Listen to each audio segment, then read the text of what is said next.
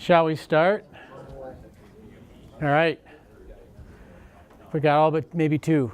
So welcome everybody to WaterTech University.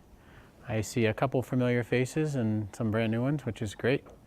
I'm Jeff Freitag. I'm the Director of Operations. I have been here for, this is my 17th year with WaterTech, so a little bit of a run. And what we like to do when we start off is we'll go around and do some introductions. Don't need to really know your pet's name or where you grew up or anything, but just your name and what company you're with. And if you want, you can say, oh, we're a hospital or we're a manufacturing plant or an office building or whatever.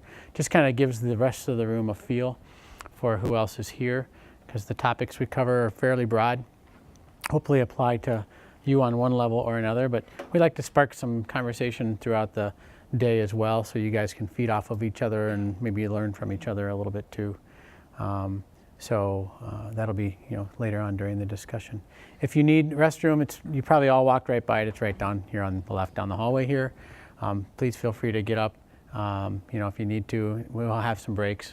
There's plenty to drink over there on the side. We are, for the first time ever, doing a live recording today. So I'm sure you all signed the release form for that on the way in. Actually, yeah, if you signed in, that was the release form right there. So yeah, it's super small. So this is our first time to try it. It's a demo. We've always, since we built this place in March of 16, we had the vision of recording these sessions so that you could come back and watch it later, or if you couldn't make it, you can go stream it and watch it or watch it from home. So we're gonna give it a test run today, see how it does. So don't let it bother you too much. We're mostly just getting the tops of some of your heads, I think. Not necessarily gonna pan the group. We will have, do we have a portable mic? Did you say? Here, okay. So if you have questions and speak throughout, he's mic'd up in the back. So just kind of try to talk loudly so we can hear you, and then the mic can pick you up too, so we can get that on the recording as well, just so you can hear the answer and the question both together. All right, everybody okay with that? Anybody need to leave now knowing you might be part of a live training session? We didn't lose anybody yet. People watching, so. Yeah. They're not even in the business. They're just, wives and stuff, so, yeah. Okay, so with that, I introduced myself, but why don't we go around the room and just quick introductions, and then we'll continue on. So I'm John Teagues, Vice President here at WaterTech of America. I've been here about 9 years. I just help out wherever I can with whatever, whether it's this or helping guys in the field. So appreciate you all taking the time to come spend the afternoon with us. Tom Kippen, Territory Manager for Southern Wisconsin and Northern Illinois, Chicagoland area. I've been with WaterTech since 2009, and you'll hear me talk later on today, so I won't bore you yet. Go ahead. Hi, Jonathan Hyden. I'm from Stratec. We're a manufacturing group. I'm Paul Ackey with Fiore Company in Madison, Wisconsin. We're office buildings. Dan Stahl, Sherry Ring. We're with UPM Rapotech. We make label stocks. Chris with WPS Health Solution Insurance Company. I'm Steve with WPS as well. I'm Chris Fox with WaterTech, about 1.5 years here. I'm your specialist on wastewater treatment. If anybody has any questions later, we can talk about that. I'm Steve Johnson with Water Surplus in Loves Park, Illinois. We're an industrial water treatment equipment supplier and service provider. I'm Sriram. I'm also with Water Surplus. Chris Moore with Water Surplus as well. Mike Loomis with Firebrick Engineers. We're a distributor and manufacturer. Hey, I'm Nate Weiss. I'm with Applied Material Solutions Incorporated, and we are a chemical plant. My name's Jared Spinner with the same place. Jose Lopez, Carroll University. Paul Lesky, Carroll University. Kyle Packowitz, we're with WaterTech. Jason Wack, we're with WaterTech, Territory Manager, Madison, South Central. Chris Cloyd, also with Water Surplus. I'm Carlos Peak, also with Water Surplus. Scott Gatlo with WPS. Victor Williams with WPS. Anthony Miller for Sigma Chemical Company. All right, so we have insurance buildings and manufacturers and suppliers and universities. So little mix, right, of different types of companies that are here today. Our goal is to hopefully give you guys a little bit more knowledge as our Boot Camp 1, so like the 101 basics of water and water treatment and boilers and chillers and kind of what they do and why do they even need water treatment. And some, at the end we've added on for this session the boiler startup and the cooling tower layup procedures, just because it's good timing for that, those types of procedures. So hopefully you guys can pick up a little bit from that as well. Real quick plug here for Canned Water for Kids. This is a charitable organization where we donate our funds to for a local guy here in the state of Wisconsin that actually bottles pure water for in cans because it's more sustainable than plastic bottles. And he ships them over to other countries and areas where people don't have fresh water or access to fresh water. So it's something that we kind of felt a good connection to, and that's where we do a lot of donating instead of some of the other things we used to do. We decided to put our funds into Canned Water for Kids. So I encourage you to drink that water while you're here. There's bottled water too, but on the bottom shelf of the fridge is the Canned Water for Kids. So don't feel guilty that you're taking the fancy water. So it's fine to drink that one. We've actually sent 350,000 cans of water to Houston, Florida, and Puerto Rico in the last few months to help support the folks down there that have been struggling through the hurricane. So it's a great Midwestern organization. If you need Wi-Fi, there's your password. Hopefully you guys will just be so engulfed with this training that you'll forget you even have your phone with you. Our speakers today, they just introduced themselves, so I think we can keep pushing through. Basic water chemistry for boilers. So what's the big deal, right? Water's pretty good, right? Especially over here on this side of the state, like Michigan, where you have very fresh water coming in. It's low conductivity, low hardness, very clean, it's treated. Why do we need to do anything more with it? That's kind of the concept we want to get across to you today. Well, the same water we have today is the same water we had couple million years ago, right? Back when the dinosaurs roamed the earth, drinking and whatever else they were doing with that water. Chris is challenging me on whether it's the same water or not. I told him I've tested it, it for sure is the same water. So we have one precious resource that we need to continually reuse and protect. And what happens along the way to this water depends on where you live and where you are and what kind of quality of water you have to work with. So we'll start you off with a nice little video here.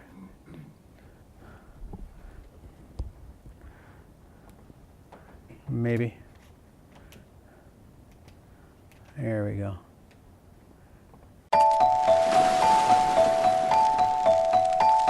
Water is essential to all life on Earth. But how is the water dispersed?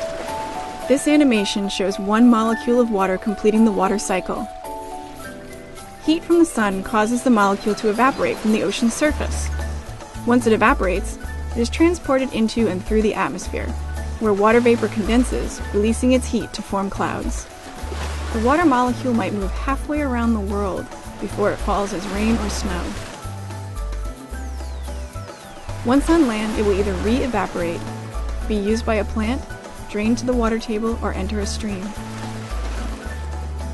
Streams and rivers bring the water molecule back to where it started, the ocean.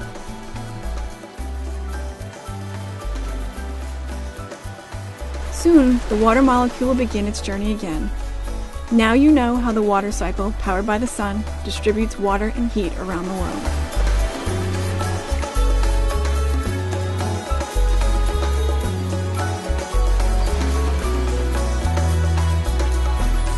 Every now and then, right, to see how the water continually recycles and goes around and around. Oh. All right, so why water? I mean, think about all the uses for water, specifically just in your facility. Heating, cooling, rinsing, obviously for human consumption and use, right? Why is water such a common use? Well, it's pretty abundant, right? Might disagree with me if you're out in San Diego or in other parts of the country or world, but here, especially in the Midwest, we're spoiled with it, the access that we have to fresh water. It's easy to transport and handle. Can't argue with that. Non-toxic, right? You can consume it, you can use it in your facility and put it right down the drain or sometimes to the creek or the surface waters near your facility. Relatively inexpensive depending on where you are, especially around here. And you can use it for lots of different things, right? Solid, liquid, gas. So it's a very universal tool for what we need it to do. What's really cool about it is how it can absorb and release heat, as well as, you know, we say you can chill water, right? But what you're mostly doing though is there's a transfer of heat in one form or another.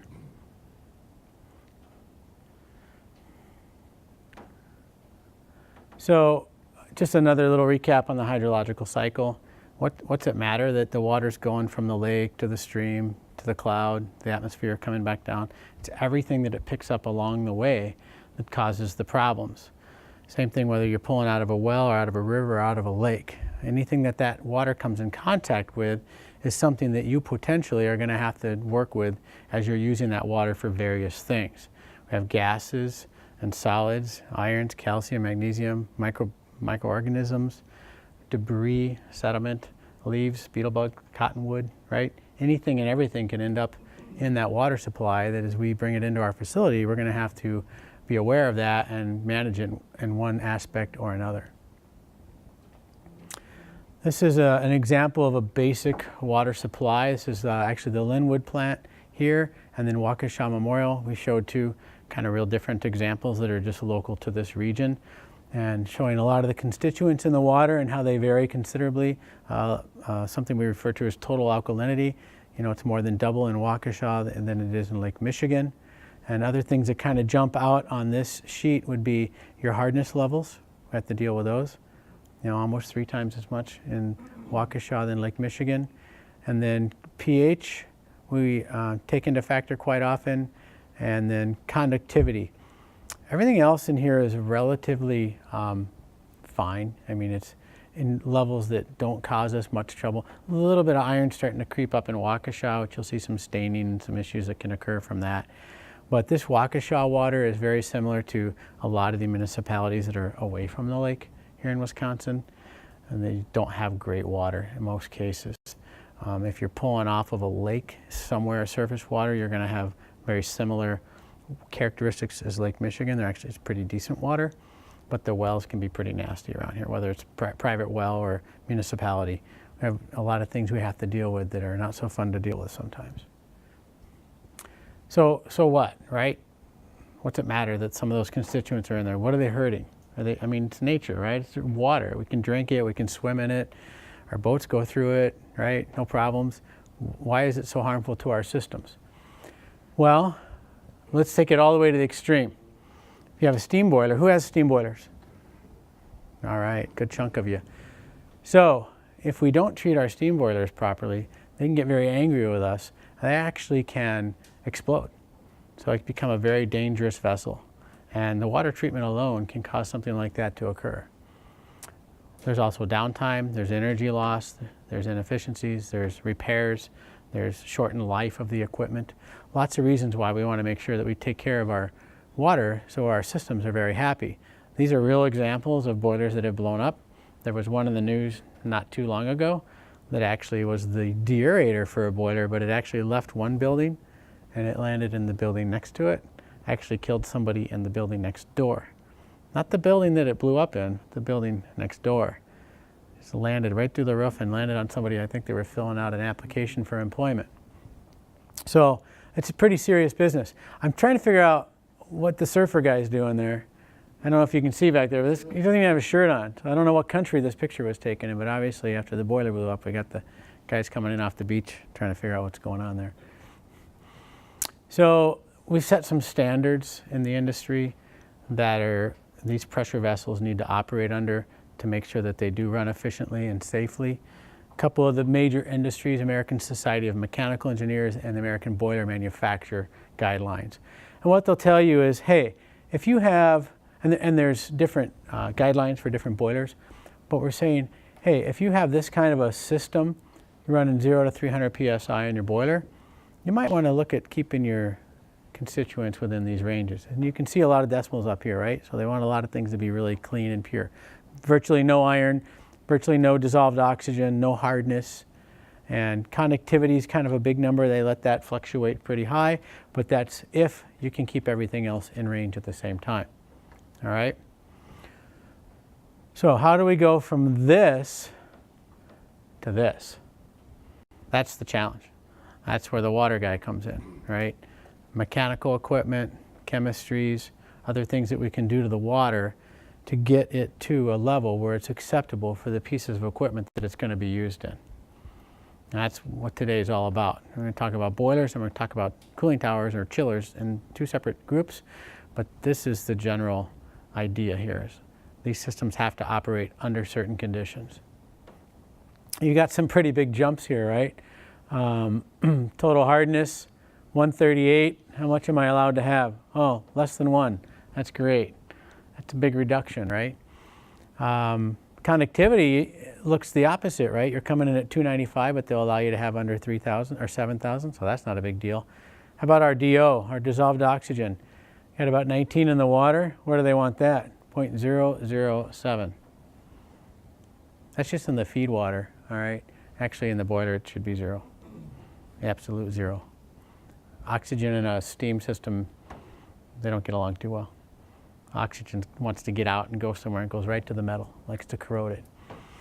So some of these constituents are very easy to abide by, but some of them are very complicated, especially depending on what you're starting with.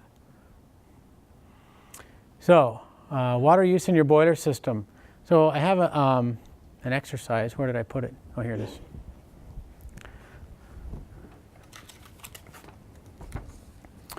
So for now, I'm gonna group some of you together. You guys get along okay? All right. So I just want you to answer the top half of this for right now, and we'll answer the bottom half later. But what is your boiler system used for in your facility? As a team, you guys should be able to, even if you have to make something up, if you don't have a boiler in your facility. You guys want to team up? You're together. You guys can be however you want to do it. I'll let you guys team up.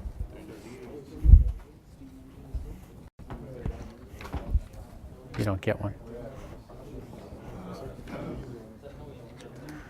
You can't go talk to those guys up front.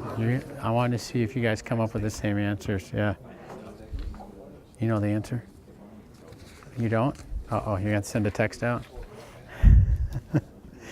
You have one lifeline if you need it. Text your supervisor at work. He'll probably respond with, well, that's why you're at the class, isn't it?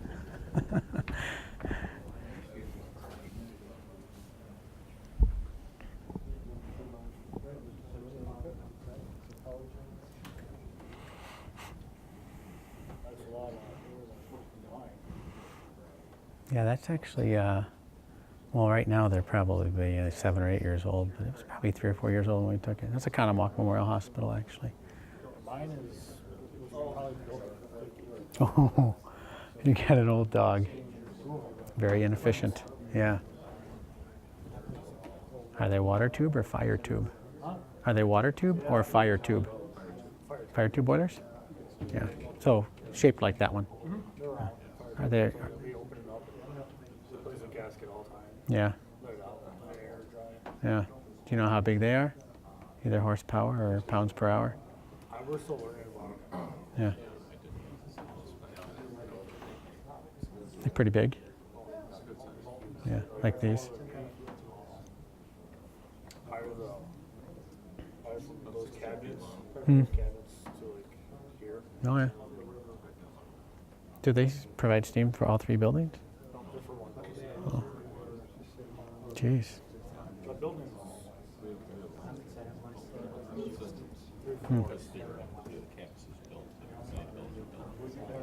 Sure. Okay. So those, are they doing anything besides heating? Are they providing any steam for nothing else? Okay. You don't have a lab or anything, or yeah, heat and reheat. You use reheat. Do you run them all year? Oh, you don't? Okay. Are we ready? All right, let's have some answers. Now that you've had time to put some thought into it. What do we have over here? As far as what we use it for, heating system, basic for heating system. And we used to use it for humidity bar, steam, and a snow melt system. We use steam for as well. Okay, so heating and snow melt, so yours are off in the summer? Boilers? Mm-hmm. Yes. Okay. In one building. The other building that I'm not a part of. Okay. they run it. Sure. I haven't been introduced to our boilers yet, so I don't know. Well, I can answer the question for you then. Your boilers are used for heating. Yeah, and some process as well. They heat up some tanks. Process. Actually putting humidity into the web before we coat it. Okay. So yours run all year? They use for heat as well? No. Nope. No. It's process. All right. Your guys? WPS? Just for heat and building. Did you guys have the same thing written down? Yeah. They're off in the summertime, so it's pretty good giveaway. That's what you wrote down. All right. You guys have a boiler? We do that. No. We did put a couple ideas down, power generation and heat exchanging, hot water, for the running equipment, like steam cleaning. A lot of good stuff in there. Yeah, they're all right. Heating the facility. Okay. During the summer. Right. I mean winter. Yeah. We knew what you meant. Yeah. We use it in our process, so for process heating. Okay. So yours run all year? Yeah. Correct. Are they also used for heating the space? No. No, just process. Heating, kitchen equipment, Heating stuff, are you heating some kettles in the kitchen? Yep. Yeah, all right. dishwasher. And the dishwasher as well, okay. So yours run all year then? We got 2 buildings. Yeah. All right. So the one building probably doesn't run all year because it's just for heating in that space. Yeah, but the one for reheats also, we runs year round. Okay. So you got a little bit of everything going on. Yeah. Heat, temperature control for products like glycol, Deltherm, steam for processes, purification for some of the water programs and RO systems. So quite a bit of uses for steam at your facility. We have just about 30 boilers on site. That's all? It's 30? Wow. Big campus. How many acres are there? 70. 70 acres, yeah, it's a big place. It's a lot of We got you, WPS. We're water service. We said Oh, something, that's power right. plant generators. You see a copy of it, you said? Yes, exactly. All right. So lots of different uses for steam, right? We're going to do, and you can fill this out whenever you want, but we're going to do the same thing for your chillers or cooling towers as well.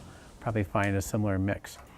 So what's the big deal? We talked about the safety of treating these boilers properly, right? Obviously there's some efficiency concerns, but I'll go through an example with you here on what the difference is if the water's treated one way and if the chemistry program is managed one way versus another way. So here's a boiler, a pretty good sized boiler here, and it's showing that we're putting in about 160,000 gallons per day of feed water to the boiler, all right? Has a potential steaming rate of 50,000 pounds per hour.